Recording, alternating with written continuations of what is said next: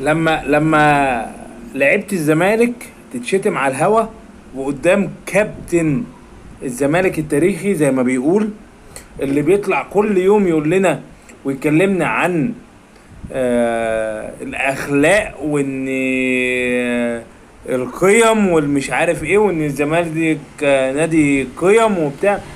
لما اسامه حسن يشتم امبارح اللعيبه يقول لهم اصغر جزمه اصغر واحد في الجمهور برقبتك ورقبه عيلتك ورقبه. هو في ايه؟ هو ايه قله الادب دي؟ ومنتظرين من اللعيبه تعمل لكم تحقق لكم مركز السنه دي؟ ده مش بعيد اللعيبه تهبطكم درجه تانية بسبب قله الادب اللي انتوا فيها. يعني عيب يا جماعه، عيب، عيب. ده حتى ما قالوش عيب اللي انت بتقوله ده يا كابتن، او وقف هنا وبتاع.